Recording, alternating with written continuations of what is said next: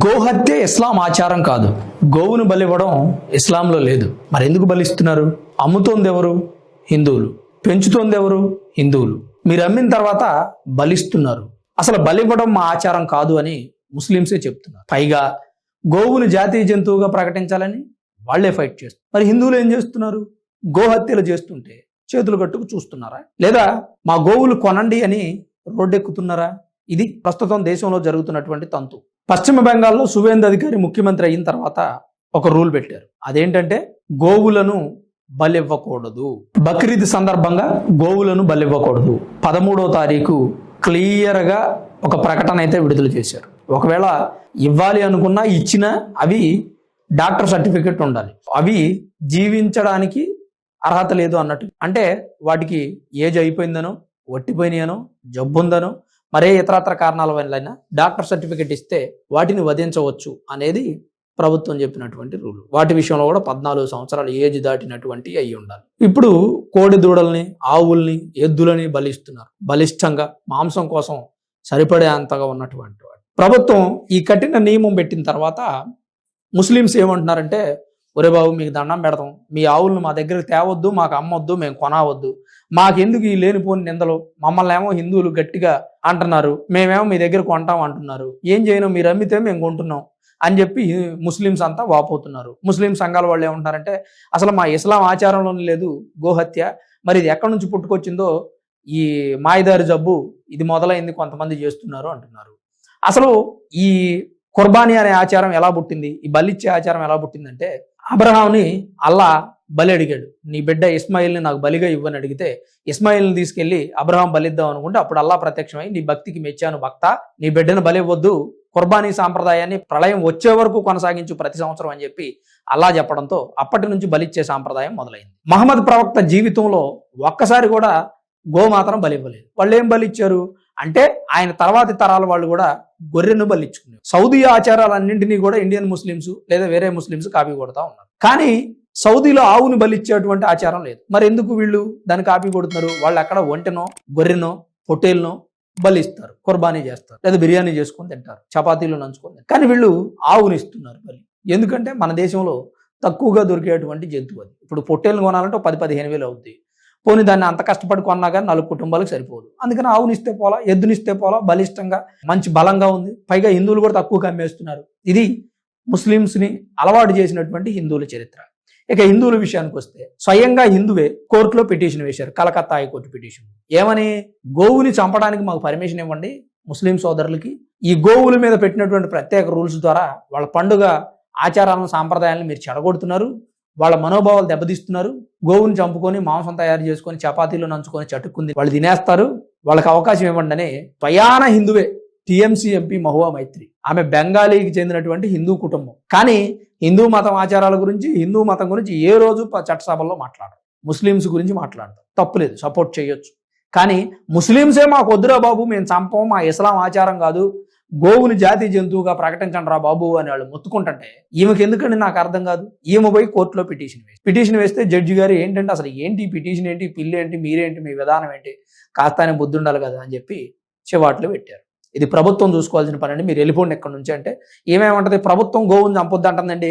27-28 తారీఖుల్లో మరి ఉంది కదండి బక్రీద్ పండుగ, అప్పుడు ముస్లిం సోదరుల్ని గోవు హత్య చేయొద్దని చెప్పి ప్రభుత్వం కఠినమైన నిబంధనలు పెట్టిందండి అని అంటే, అవునండి ప్రభుత్వానికి ఆ హక్కు ఉంది, ప్రభుత్వాన్ని మీరు నివేదించుకోండి, ఏం జరుగుతుందో చూద్దామని చెప్పి కోర్టు ఏమైనా చివాట్లు పెట్టి పంపించారు. ఇది హిందువులు ప్రవర్తన ఎలా ఉంది అని చెప్పడానికి ఇది ఒక ఎగ్జాంపుల్. టీఎంసీ ఎంపీ పబ్లిక్ గా కోర్టులో ఆవును చంపడానికి పర్మిషన్ ఇవ్వండి అని అడిగారు అంటే, హిందువులు ఏ రేంజ్ లో గోవులను నమ్ముతున్నారు? ఆవుల్ని పెంచేది హిందువులే, ఆవుల్ని అమ్మేది హిందువులే, ఫార్మ్స్ ఉన్నాయి అన్ని హిందువులే. అసలు ఇంకా ఆశ్చర్యకరమైన విషయం ఏంటంటే, గోమాంసం ఎక్స్పోర్ట్ చేసే కంపెనీలన్నీ కూడా హిందువులవేనండి. ఇంతకంటే దరిద్రం, ఇంతకంటే దారుణం, ఇంతకంటే ఆకృత్యం, ఇంతకంటే అరాచకం మరొకటి ఉంటుందండి ఈ భూమి మీద. మనమేమో మీరు కొయ్యొద్దురా నాయన, అమ్మొద్దురా నాయన, సంపొద్దురా నాయన అని వాళ్ళని తిడతా ఉంటాం. వాళ్ళేం మీరు అమ్ముతున్నారు కదరా బాయ్, మీరు అమ్మకపోతే మాకు ఎక్కడి నుంచి వస్తాయని వాళ్ళు చెప్తున్నారు. మరి ఇది ఎక్కడి నుంచి కంట్రోల్ చేయాలి, ఎలా కంట్రోల్ చేయాలి, ఎవరు కంట్రోల్ చేయాలి? ప్రభుత్వాలు ఎన్ని కఠిన నియమ నిబంధనలు పెట్టినా ఇది కంట్రోల్ అవుతుందా? మనలో రావాలా మార్పు, హిందువుల్లో రావాలా మార్పు. అరే పెంచలేనప్పుడు మీకెందుకురా బాయ్ ఆవులు, గేదెలు, దూడలు? మీరు దాని మీద ఆధారపడే బతకాలా, దాన్ని అమ్ముకునే బతకాలా, దాన్ని చంపి దాని మాంసాన్ని అమ్మే బతకాలా? మీరు అమ్ముతున్నారు అంటే పబ్లిక్ దాన్ని మీరు చంపినట్టే. ముస్లిం సోదరులు చంపినట్టు కాదు. ఇప్పుడు వాళ్ళు ఏమంటున్నారంటే గోమాంసం తినేవాళ్ళు 100 మంది ఉన్నారనుకోండి, ఆ 100 మందిలో 15 మందే ముస్లిమ్స్ ఉంటున్నారు, మిగిలిన 85 మంది హిందువులే ఉంటున్నారు. భారతదేశంలో హిందూ జనాభా ఎక్కువ కాబట్టి గోవును కొడితే మా ముస్లింలు ఒక్కలే తింటారా అని వాళ్ళు అంటున్నారు. వాళ్ళు అన్న దాంట్లో పాయింట్ కూడా ఉంది. ప్రత్యక్ష సాక్షి నేనే. ఒకడు నాకు తెలిసిన ఒక హిందువు, వాడు పొద్దంతా పూజలు చేస్తారు, పొద్దున్నే గుడికి పోతారు, సాయంత్రం గుడికి పోయి భజన కార్యక్రమాలు చేస్తారు, మాల తీసేసిన తర్వాత ఒక రోజు పోయి కళ్యాణి బిర్యానీ తింటాడు. అంతకంటే దుర్మార్గులు ఎక్కడ ఉన్నారండి? మనలోనే ఉన్నారు. మారాలా, మార్పు రావాలా. అరే అది మనకి పాలిచ్చే తల్లి ఎంత ముఖ్యమో ఆవు కూడా అంతే ముఖ్యమని తెలుసుకోండి. ఏజ్ అయిపోయిన తర్వాత కళ్ళ ముందు తల్లి చనిపోతుంటే కాలధర్మం తెలిసిన మనం కళ్ళు మూసుకొని కూర్చుంటాం. కానీ తల్లి లాంటి ఆవుని కాలం చెల్లిపోకముందే చంపేస్తున్నాం. మరి ఏం చేస్తాం మనం? అది కాలధర్మం కాదు. కాలధర్మం అంటే ఏంటి? ఆ గోవుకి సమయం అయిపోయి, ఏజ్ అయిపోయి, దానికి రోజులు దగ్గర పడి చనిపోతే అది కాలధర్మం. మీరు దాని జీవితాన్ని కాల రాసేస్తున్నారు. ఇది ప్రస్తుత సమాజంలో జరుగుతుంది. పైగా చాలా మంది సోకాళ్ళు హిందువులు ఏమంటారంటే అది వాళ్ళ ఆచారం అండి. వాళ్ళ ఆచారం కాదురా బాబు వాళ్ళే చెప్తున్నారు. మీరెందుకు వాళ్ళ ఆచారం అని చెప్తున్నారు? మీరు వాళ్ళని ఎంకరేజ్ చేస్తున్నారు. వాళ్ళు ఇంకా మొన్న మధ్య ఒక వీడియో చూసిన, ఒక హిందూ ఒక ఎద్దును తీసుకొచ్చి ముస్లిమ్స్కి అమ్ముదాం అని చెప్పి కబేళాకి తీసుకొచ్చాడు. వద్దురా బాబు నీ దండం పెడతాం, వెళ్ళిపో, నువ్వు మా దగ్గర కావుంది వద్దు, మేము నీ దగ్గర కొనొద్దు, ఈ గొడవలు వద్దు మాకు, వెళ్ళిపోనా అని పంపిస్తున్నారు. అంటే హిందువులు ఎంత దిగజారిపోయారో చూడండి. ఒకచోట రాజస్థాన్లో ఆవులన్నీ కూడా పాపం కుళ్ళి కుషించి నశించి నాశనం అయిపోయి చనిపోయింది. ఆ వీడియో కూడా ఎంత బాధ కలిగిస్తుంది మనకి. హృదయ విదారకం, అది బాధాకరమైనటువంటి ఘటన. హిందువులకు కాస్త అయినా సిగ్గుండాలి కదా. మీరు పెంచితే పెంచండి ఆవుల్ని, పెంచలేకపోతే ఏ గోశాలకు అప్పచెప్పండి. ఇంకా అంతకంటే మా వల్ల కాదురా, మాకు డబ్బులు కావాలనుకున్నారనుకోండి, ఎవరైనా పెంచుకునేటువంటి వ్యక్తులకు అమ్మండి. మీకు డబ్బే కావాలనుకుంటే ఆవుల మీద సంపాదించాల్సిన అవసరం లేదండి.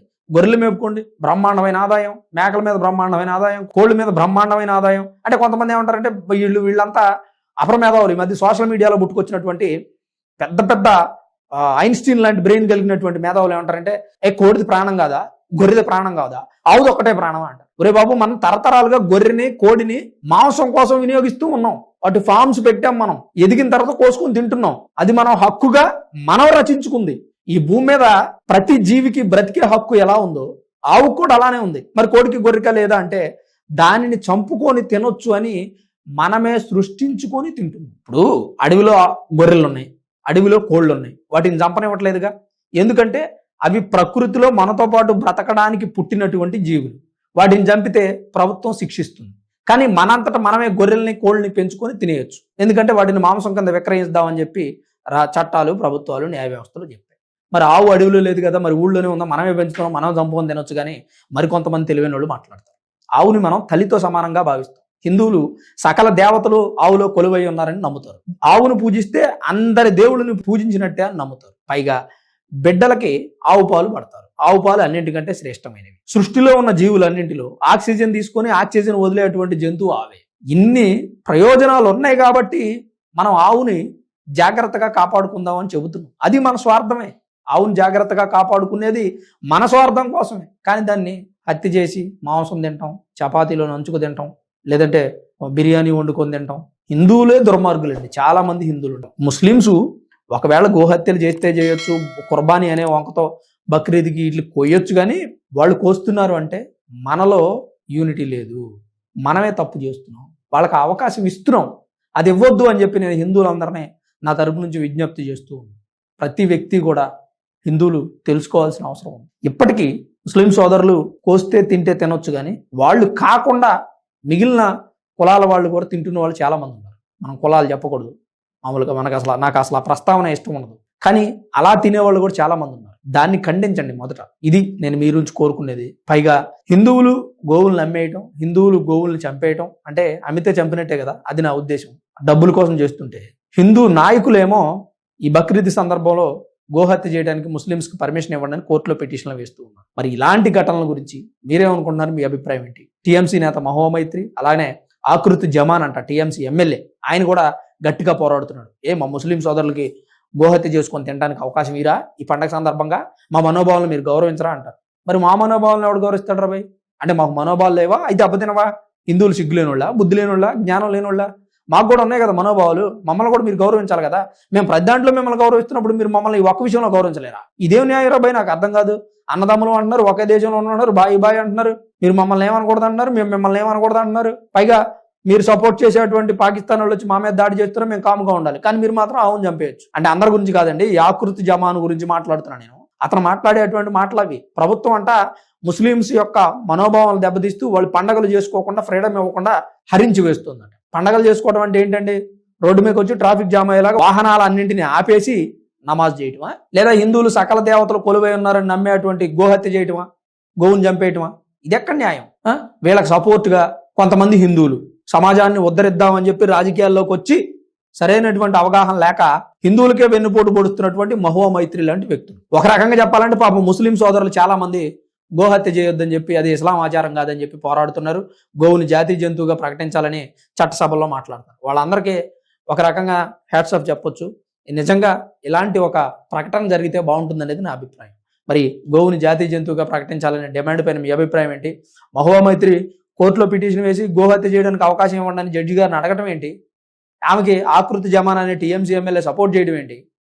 ఒక రకంగా ముస్లింసే మళ్ళీ హిందువులకు సపోర్ట్ చేయడం ఏంటి? ఇదంతా చూస్తుంటే మామూలు కళాకారకాణం లాగా లేదు. తప్పకుండా ఈ అన్ని అంశాల మీద మీ అభిప్రాయం ఏంటనేది కామెంట్ రూపంలో తప్పకుండా రాయండి. వీడియో చూస్తున్న ప్రతి ఒక్కరు దయచేసి లైక్ చేయండి. చివరి వరకు వీడియో ఇంత ఓపికగా చూశారంటే మీ అందరికీ మన ఛానల్ మీద ఇంట్రెస్ట్ ఉందని అర్థం. ఇలా వీడియో చూస్తూ మీ అభిప్రాయం తెలియజేస్తూ వీడియోని లైక్ కొడుతున్న ప్రతి వ్యక్తికి మీ పేరు తెలియకపోయినా చెప్పలేకపోయినా మీరందరి పేర్లు నేను చెప్పినట్టే మీ అందరికీ పేరు పేరున ప్రత్యేకించి ధన్యవాదాలు.